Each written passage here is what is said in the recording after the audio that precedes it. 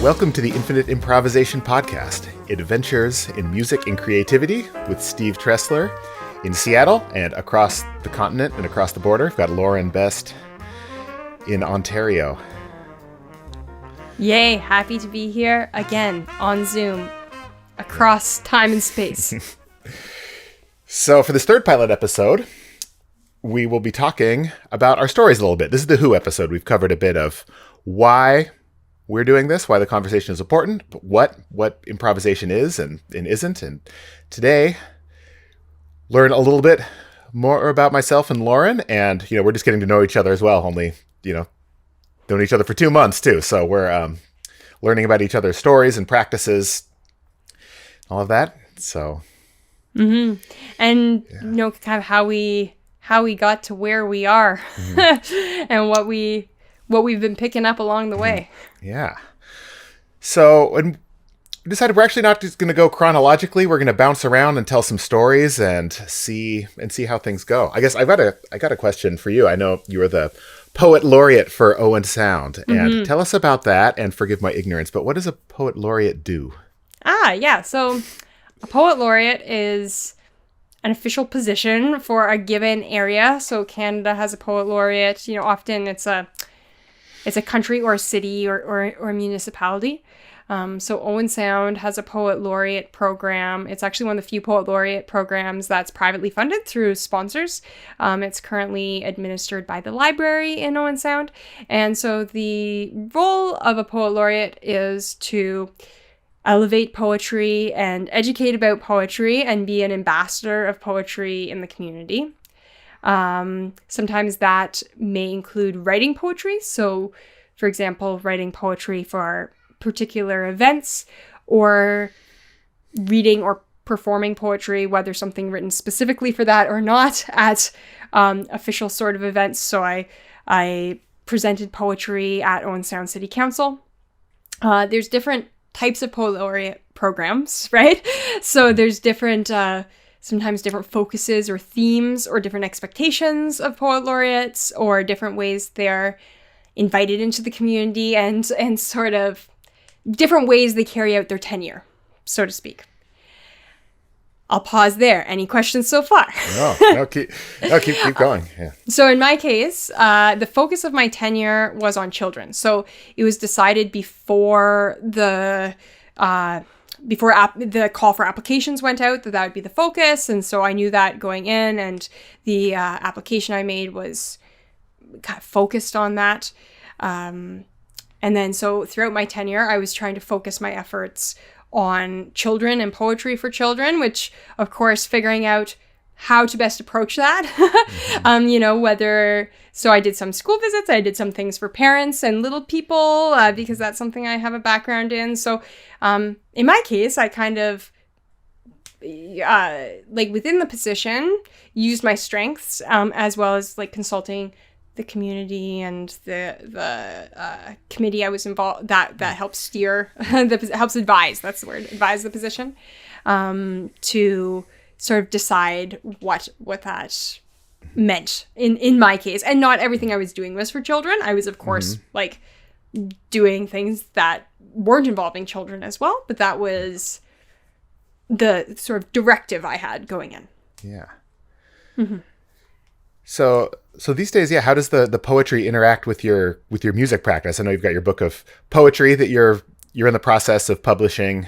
And, I was just actually listening to your album the other day as I was driving back from my gig, your songwriting project, which I imagine, there's an obvious interplay there between the poetry and music. But with your music teaching practice and how much of those two disciplines are integrated these days, if it feels like you put your poetry hat on to work on publishing this book versus your music practice.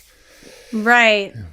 Well, there's different aspects to it, right? Yeah. So when it comes to working on publishing the poetry book, if I'm being totally honest, at the stage I'm at, a lot of that is about being a producer, working on a publishing and production working on a project, as opposed to actually writing the poetry at this point.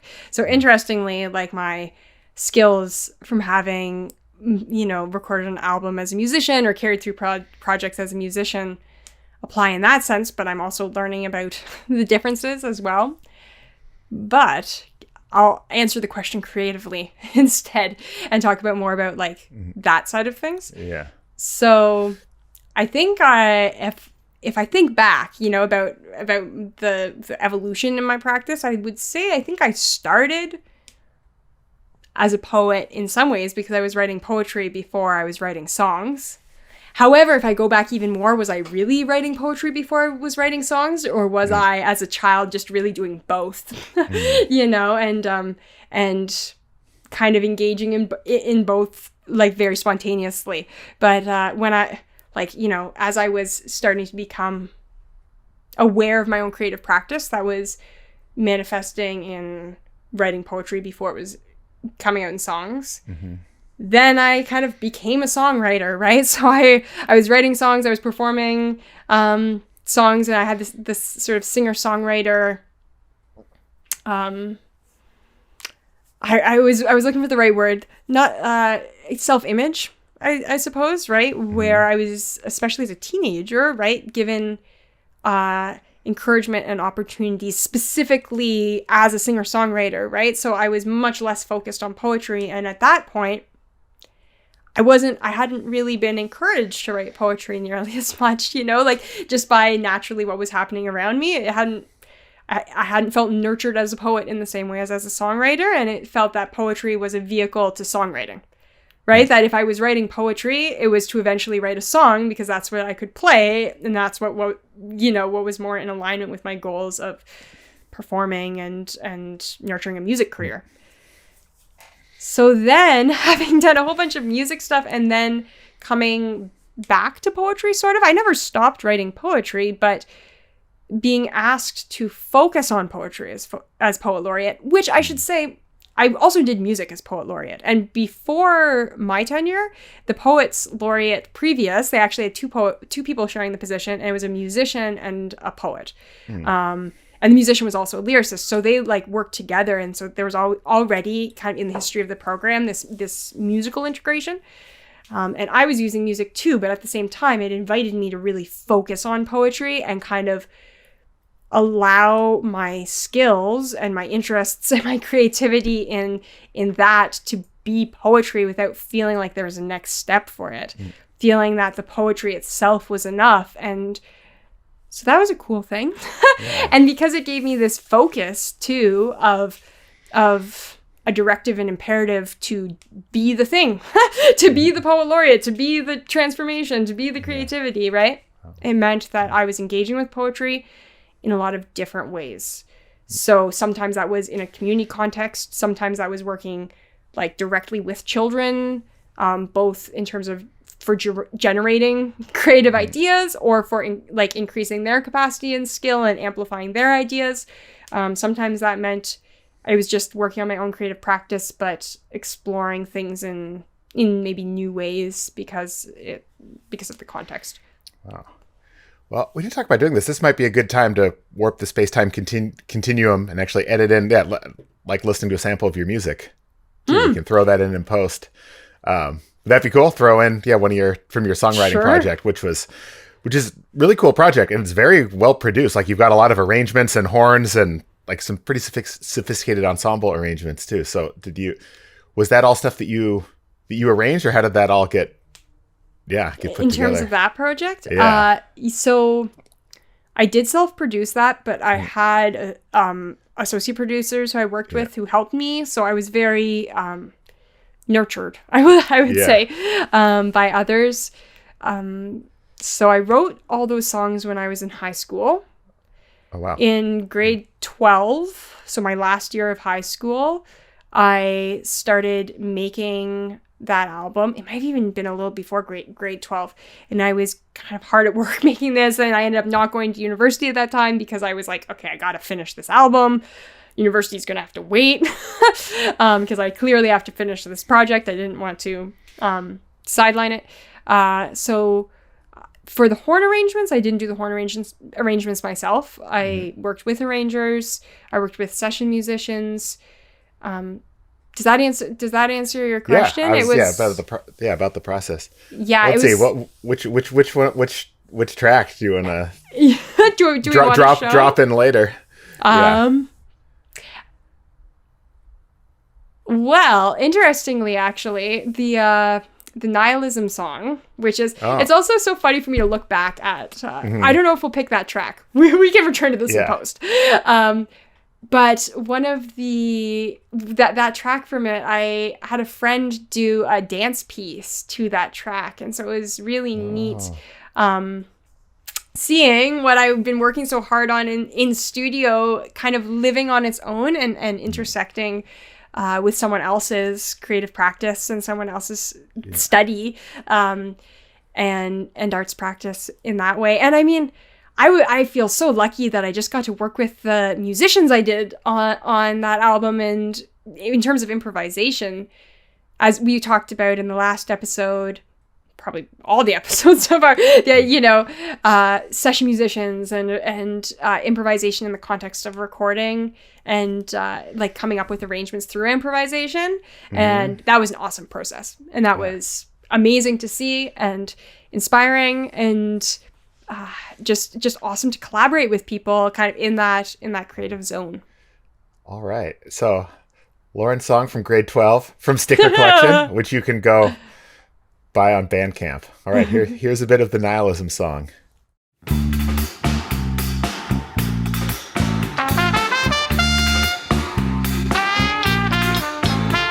Heat rises to my face, disgrace, too much to lose in a sweet embrace. Maintain the distance while keeping the pace. You don't understand how much you've misplaced.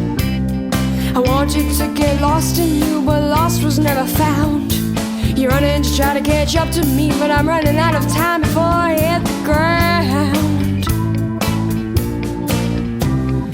My solution for sensitivity lies in my nihilistic tendencies. If I don't believe in you, then you can't believe in me.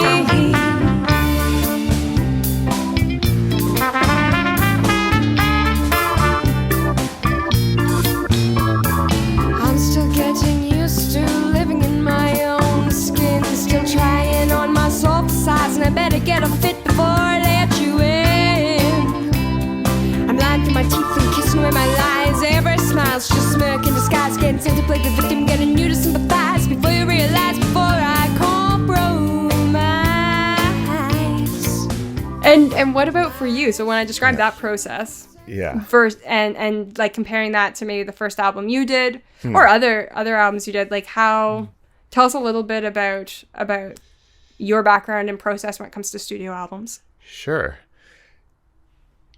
Yeah, from all the music I grew up listening to, I still really like the container of an album, a journey from beginning to end, I guess, that would fit the physical medium at the time, at 30 to 45 minutes. So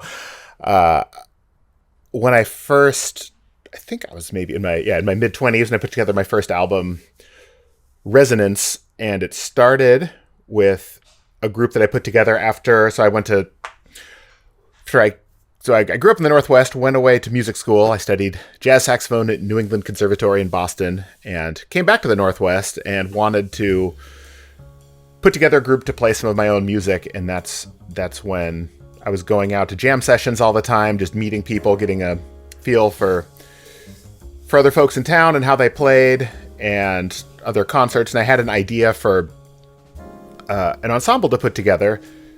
And, some of them actually I hadn't even met, like the guitar player, Chris Spencer, who's now a good friend of mine. I've recorded at his home studio. He's helped mix my last couple projects. I just heard him play and people recommended him. And this is something I recommend to people getting started now, rather than like, hey, let's start a band and rehearse every week. I actually just hired them for a gig. So as a jazz musician, it's like, hey, I've got a club gig. I can guarantee this much money, which I wasn't going to get a guarantee from the club. I was maybe going to lose money. I just wanted to get these people together, rehearse, and they were all down to do it, and got these folks together. And got Don Clement, amazing pianist who's now in the Denver area. And these folks it started with, I'm going to hire them for something. And then over time they became friends and collaborators, and we've worked together. So as a group, we had done like a handful of shows, but it wasn't a band that was gigging all the time, more vehicle for various mostly my original music, but other things that I like covering and some of the other band members' pieces. And then I had it at some point. I was actually taking a walk in the woods through Carkeek Park, and I just had this moment where I'm like, oh, I have an idea for this Kenny Wheeler chorale that I love that would flow into this thing that I wrote a couple years ago, and I just had an idea for the arc of that album. Like, oh, this could work, and I pieced it together. So there's some albums I've been a part of, as jazz musicians. Hey, we're going to record a bunch of tunes and see what turns out good, and then we'll figure out what order to stick them into. But most of my projects have had an idea for like the beginning to end, like what the journey of the album is going to be, and there's lots of surprises along the way.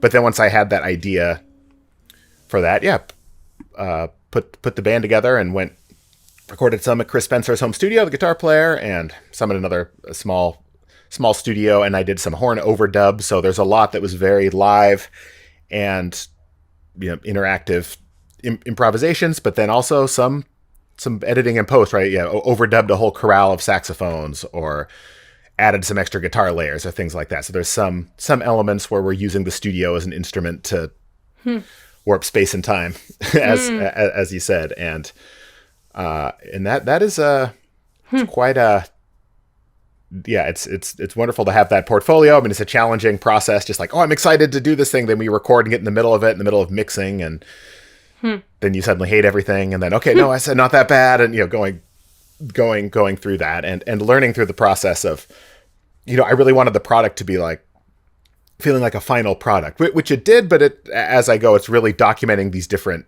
parts of my journey. So now I have four albums. Is that right? Yeah, 4 albums is a leader, and it's been different. I guess, different. How do I say this? The process has been similar, but different projects, different people, different sounds. But I like this idea of here's maybe what the arc of the album is going to be, or here's the concept. Which is different than maybe a gig, whereas, hey, we'll try this, we'll try some of that, and call something else on the fly. So there's a mix of a lot of improvising on all of them, but also some predetermined structures and things and edits and fixes later. Yeah, it's interesting you mentioned like the shape of the whole album, because when I was recording my album, I wasn't sure about the order I would put it in. At some point, I did decide upon the order, and I remember I wrote out all the song names on little pieces of paper, and then I like laid them out so that I could rearrange them, and then I thought about it and adjusted things a little more. But I knew I wanted to record this collection, so to speak. The album's called Sticker Collection. But the reason I wanted to do that is because I'd written these songs when I was like 14 to 17 in high school, and I felt like I needed to wrap that up. I was like, okay, these are done. Like, this is what I've been playing. At the time, once I started recording it, I'd written other songs by that point, but there was this kind of like clear group of songs. And I was like, well, if I don't record these now, like, when am I going to record them? Like, even as a 17-year-old or 17, 18-year-old person, 17, I was like, I knew I wasn't going to want to be recording like the music that I'd written in high school at a later date necessarily. Or certainly that the moment would be different. So I was like, okay, like I felt almost a responsibility to do it. Like, I don't know why I wrote these songs. I don't know where they came from. Like, I'm still in high school. I haven't figured anything out, guys. But like, I guess I better like finish them off and have them be in the world in that recorded form. Yeah, it's important to document it when it feels like it's the right time and the vibe's good. Like that's time to do it. With my last recording project, this EP called Snowline Suite, kind of mountain themed music, but it started with a collaboration with my friend Annie Booth. She's a pianist in the Denver area. Another one, two pianists in Denver I brought up, but we met at a workshop in Banff for the 3-week jazz and creative music workshop. Met people from all over the world, and we played and we stayed in touch. And she invited me up to Denver to play a couple gigs, and I brought her to Seattle. We did like a 2-city tour, which worked well because I showed up there and she booked a bunch of gigs. I played with her band, and then she came to Seattle and vice versa. So the booking was easier because we just tapped into our community. So I was a fan of the 2-city tour, and yeah, I wrote music for it, and it worked well. I had a good vibe with her trio that already played well together, and my music brought sort of a different flavor of things. There were some things that were a little more textural or experimental, but it worked well with her group, and it was a good vibe. But I got, and the gigs were really fun. I was like, oh, we should record this soon, while it's feeling fresh. But I got some altitude sickness in Denver, so found a way to bring her band out here so I didn't have to acclimate. Yeah, it was super fun gigs with our band. We played this great jazz club, but I was like sick and throwing up between sets or whatever. Oh, no. Then went back out and had like a really awesome set. It was super fun, but I'm like, let's maybe record out here. Yeah. I don't have to like wait around for a week or two to get used to it. I'm glad we did that, and we'll connect again, but it just felt like, oh, that was the right time to record this stuff. And yeah, and that came out during the pandemic, so it felt like I had a little bit of a grace period to be productive. I'm like, okay, I'm actually releasing music during early in the pandemic, so it looks like I'm doing something here where we're all stuck at home. But the release concert had to be canceled and all that. Now I'll still play it, but at the time it doesn't feel like, oh, I'm gonna go now and let's do a delayed release tour 2 years later. I'm like, well, it doesn't feel like the right time. Like I'm sure we'll get together and play this stuff again, but it's it's okay. That's how it went. And I'm glad we recorded it when we did, because it's I can be my own biggest critic, but this one I felt really good about how it turned out, and happy we have that in the portfolio. Yeah, and I think like we both kind of talked about the sense of timing, right? Like that sometimes with we were both creative people with lots of ideas. So I find for myself sometimes it's a bit of a tricky yet simple process of like intuiting like what is it the right time for and what is time sensitive now. And sometimes you were talking about just kind of like recognizing a good thing and then feeling a bit of a sense of urgency or responsibility or to kind of help midwife that thing, that shiny thing that we notice. Yeah. Midwife is a verb. I like it. To bring to life, to sort of help. I mean, in some cases it's already there, right? But to kind of help get it out into the world in a different form. Yeah, absolutely. And so what makes you not write music with words? Sometimes you were asking me about words and poetry and the intersection for me, maybe that's not the right question for you, but you know what I mean? Like has working with words factored into or not factored into any of those kind of creative processes for you? Yeah. Well, all of my projects are instrumental. Yeah. I have the Kenny Wheeler project I did with Ingrid Jensen. I can talk more about that more. We did have Katie Jacobson, a good friend of mine, as a vocalist on that, and from this library of Kenny Wheeler's music, he would use the voice Norma Winstone would sing, and it would be this wordless, not scat singing, but more like a textural as part of the ensemble sound. So the voice was wrapped in as another, almost sounded like another horn. And but there's not. We did some music with lyrics with Katie, but not that we recorded. But it is something I want to explore more, because I love songwriters. Some of my favorite music that I've listened to, some of my favorite songwriters. One here, Jeremy Enoch, who's a singer-songwriter, the front man for Sunny Day Real Estate, one of my favorite Seattle bands, and listen to a lot of Elliott Smith and Iron and Wine, and it's a really provocative music with lyrics, and it does add another dimension. But it's an area that I definitely want to collaborate with more songwriters in the future. I just did a project with my friend Lacey Brown, who's a singer-songwriter, and we did this asynchronously, laid some saxophone tracks down. We're gonna work on some things, but there's the music, as we talked about before, music being a language or not a language. So the way of just different dimensions of expression that can happen with the music on its own outside of the lyrics, and it's a different dimension. And sometimes lyrics can certainly tell more of a specific story, but sometimes if lyrics are trite, or I'm not like there's some songs that are just, I think, oh, this music is beautiful, and I listen carefully to the lyrics, I'm like, oh, it kind of ruined the vibe because these lyrics aren't happening. You know what I mean?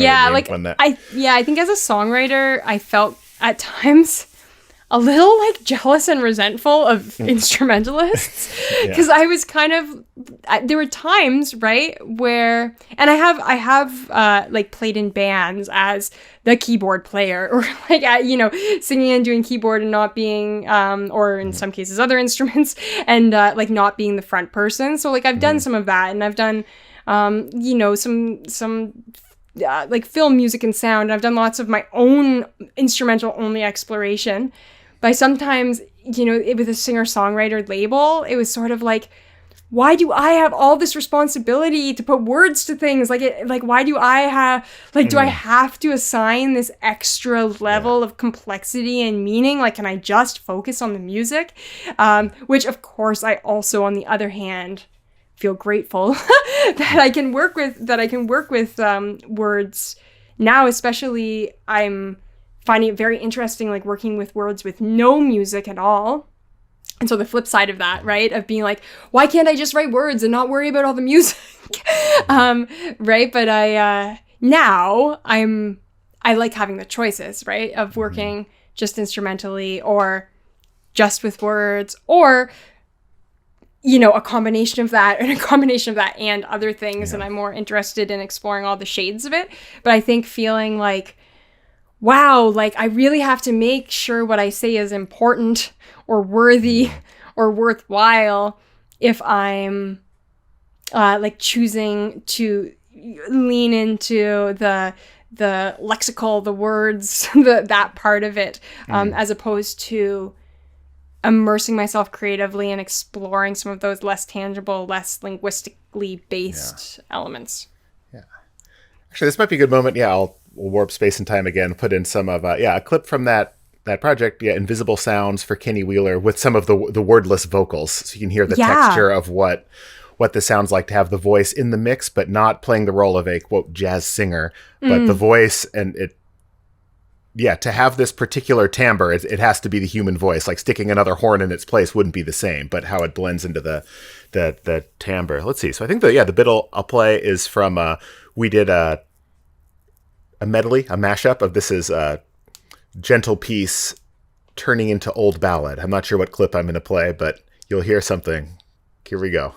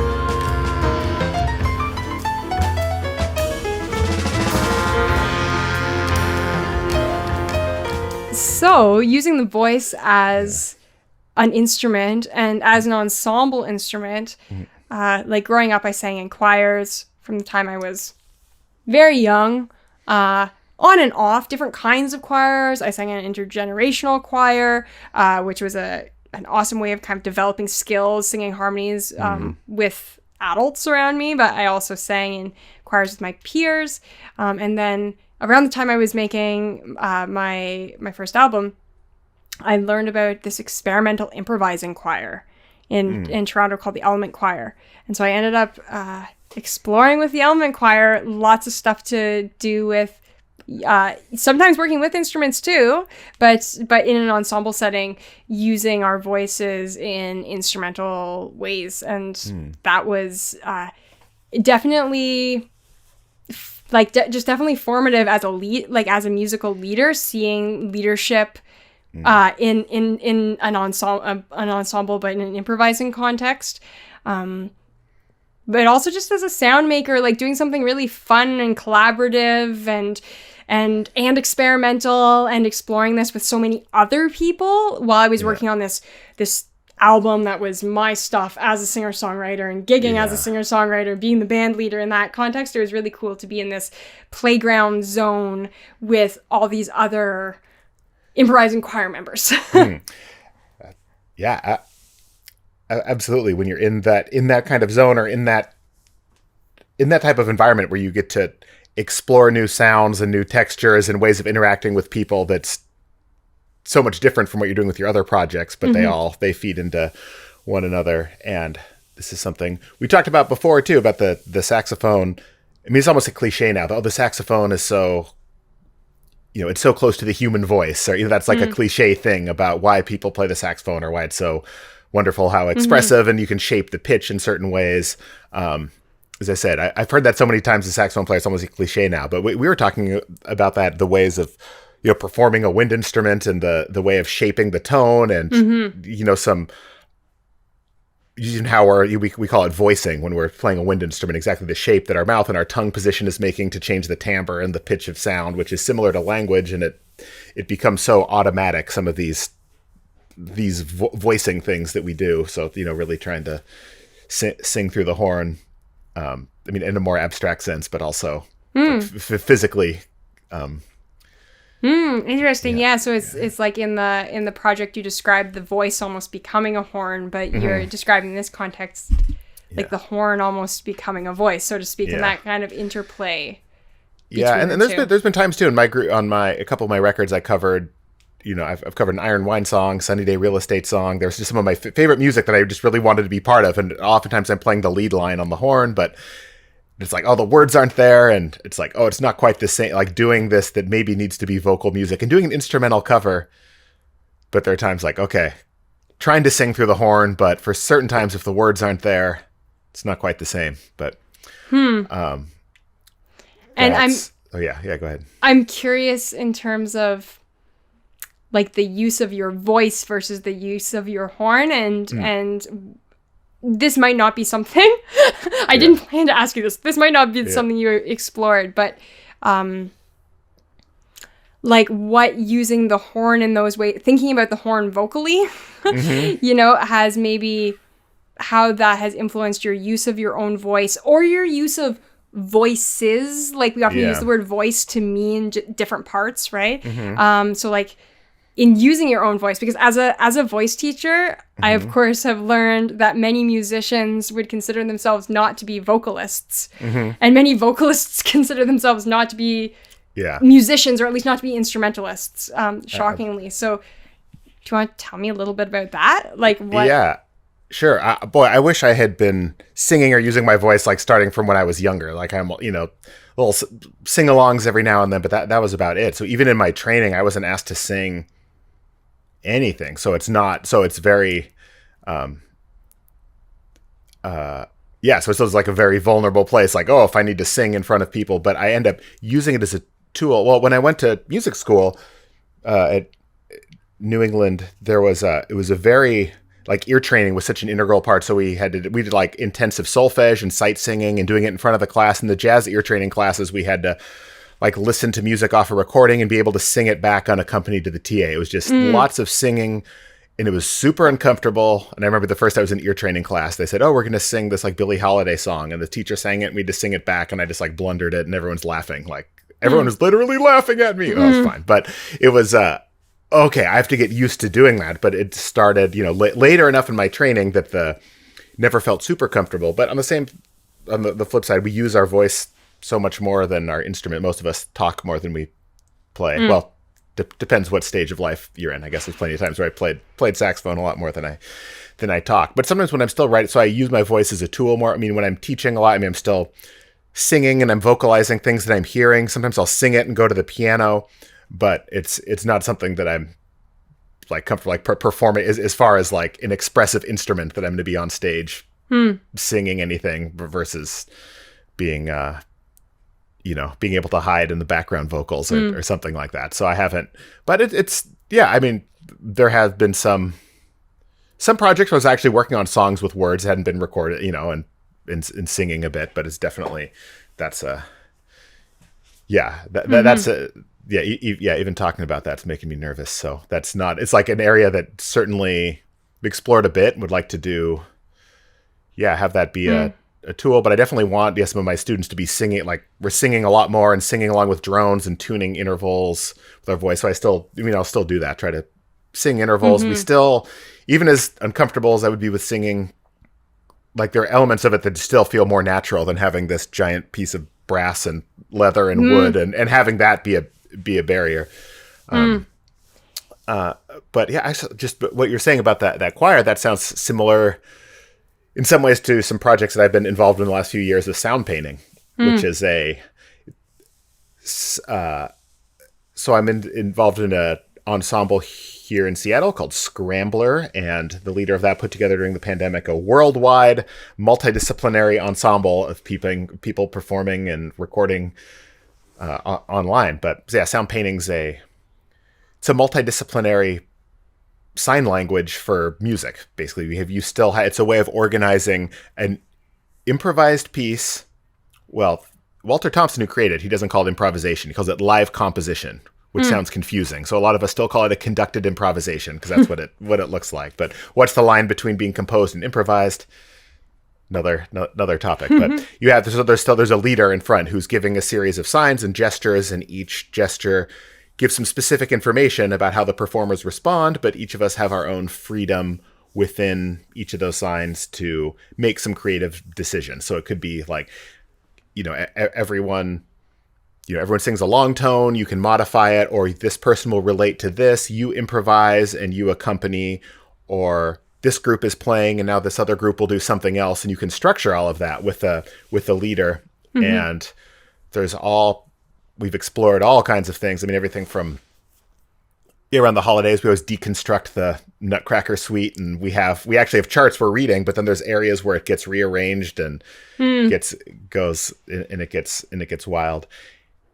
But yeah, throughout the pandemic, collaborating with people all over the world, a clarinet player in Turkey and a visual artist and actor in Argentina and a violin player in Belgium and a dancer in Texas and visual artist in Munich, and we all get together and we've been producing some of these wild projects. But it sounds similar in some ways to your Element Choir. Maybe we could.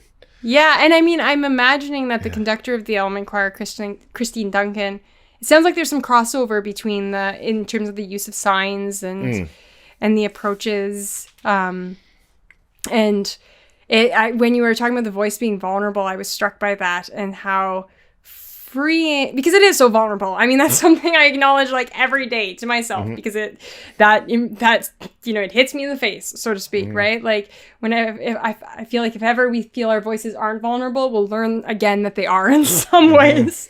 As much as we can, of course, gain confidence and comfort, our voice is really, it's a very intimate thing, and it can be a very confusing thing because we can't see it and direct it and perceive it in quite the same way that we can dancing in front of a mirror or something like that. So yeah, at the time being in the Element Choir, not only for me at the time as an 18-year-old was it this creative kind of explosion of sort. I had done lots of different kinds of improvising and ensemble work through theater and movement and other kinds of things, but it was just this great creative marinade, so to speak, but also a chance to really explore my voice in some ways that were not you're doing a gig, you're making an album, you're this,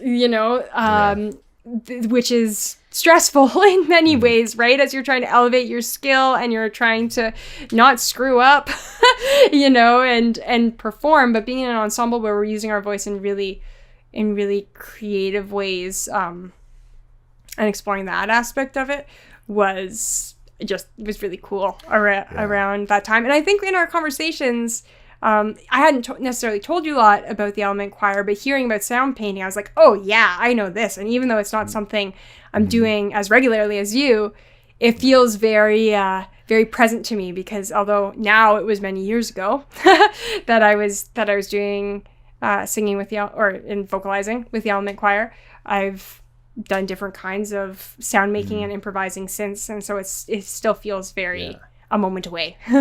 Is the element choir still going today? That's a good question. That's a very good question. I was part of an album they recorded, and I know they were doing some really neat projects around the time I was moving away from Toronto, which was about 6 years ago. Toronto. See, now I'm getting a little light bulb. I'm like, okay, that's what that grant proposal can go for. Fly the whole worldwide sound painting ensemble to like be part of enjoying the forces with the element choir and see what happens. But yeah, the sound painting, it didn't invent this idea of using hand signs or conducted types of improvised pieces. It's like there was lots of folks that have done it. I mean, I've been part of groups that we were doing it even before knowing that there was a system like that. But this particular one was created in the 70s, kind of this like second generation of avant-garde jazz happening, this creative music studio in Woodstock, New York. But there was someone else at the same time coming up with a similar process that's called conducted improvisation, Butch Morris. And he has ensembles, and it was very similar to sound painting. I mean, almost identical concepts, and they were just coming up at the same time. But then they found out about each other, and I think they had a little rivalry. So I was talking to Walter, the sound painting guy, and he would send spies to the conduction rehearsals and steal some of his signs, and he'd try to make more. And they ended up becoming great friends. And I play in groups that around here that do conduction as well, and they have different different flavors. And I find the conduction system works really well for musicians who are more experienced improvisers. It's more intuitive and feels more like an orchestra conductor with a baton. And sound painting can give some more very specific things, especially for when I do this with workshops with, I was gonna say kids or adults who have never done this before, and they need some more instruction. Sound painting can be more specific, but can also be open. And the multidisciplinary angle it makes it's a cool story to tell as I'm leading these things and go, oh, by the way, there's over 1,600 signs, and artists of all disciplines can do it. So on the teaching side of things, I've moved the sound painting direction as that system, because it's got a cool story. There's people doing it all over the world, particularly in Europe. But there's, so many other ways to get at some similar concepts. So was that at all, and that kind of thing, a part of your world when you were exploring the technical vocal stuff in school, or was this something that only kind of came into your awareness later on that you were able to use? Did you get a taste of it earlier that kind of got you excited? Yeah, when this type of thing, it first started, it was actually my first week at music school. So, NEC was it's this, European classical conservatory model, but then there was a small jazz program, 70 people in it. But it was very progressive and very left-wing as far as jazz programs go. Once you were there, you could kind of study with who you wanted, almost play whatever music you wanted. If you could pass the solfege, the sight singing, it was hard to get into, but once we were there, we were just we had total autonomy. So it was people were really, it was just a magical environment. The people were working really hard and working on their craft, but it was never competitive, who was going to make the top band. That everything was just different. So there were people that were really into playing Latin American music, and then people that were playing, straight ahead standard jazz standards, and some that were doing crazy music, doing avant-garde experiments, and doing people playing Americana, and we all kind of find our people and exploring and doing different things. But I think it was the first week of school I did is a game piece by John Zorn that's called Cobra, which has some cue cards and like a sophisticated, it's like slightly complex set of rules to learn, and they're a little abstract. He never published all of the rules, so it's a little bit, you had to learn it orally from John Zorn. So if you didn't, so there's people that have done it and led it, and everyone does it a little different, so there's a little bit of mystery around it. So he would do a series of game pieces, and it was similar results. Like, okay, this group of people's going to start, now you copy this person, now when we hold up this sign, you have to completely change the style of music you're playing, or you have to take over for this other musician. And it was wild. It was super fun. People from all different backgrounds could come together and play, but it was learning it was fun. It was theatrical because someone's waving around the cue cards and they're like big colorful signs, and there's some guerrilla tactics where you put on a headband and then you can like try to take over the leader. And so there's like this theatrical element happening, and so, for some very abstract music. And so that was my first experience doing something like that. And it's, some music that I've performed throughout the years, but I find it super helpful on the education side when I'm making these like community workshops where I'm pulling people together from different backgrounds, different levels of experience. And here we can actually improvise, we can create together without having it be like a specific musical language or rhythmic language, or it can be ways it's a little bit more open that people can just right off the bat start creating together. And it's really fun being part of the sound painting ensemble, but a lot of the music that I've recorded and played are some more music that's maybe slightly more traditionally composed with improvised elements. But this area has opened up different ways of approaching music and listening and interacting and experimenting. And and as you say that, I realized that as much as I said, the element choir was kind of an explosion for me, and it was more people of a greater diversity of background, many of whom had other musical projects, right, and other expertise, right? So it was a different kind of creative coming together because there was just more people. I was performing more often with them, right? So it was a different type of thing, but that type of ensemble play and work and different ways of working together to make creative things and sound was actually before that for me with theater games. And so hearing you describe some of those things, I was like, as much as at that time it was hugely impactful, I was no stranger to the strangeness. Yeah. And, I'd been exploring that kind of thing in theater contexts with different kinds of approaches to improv theater, both for performance and for skill development and for creative development. Yeah, absolutely.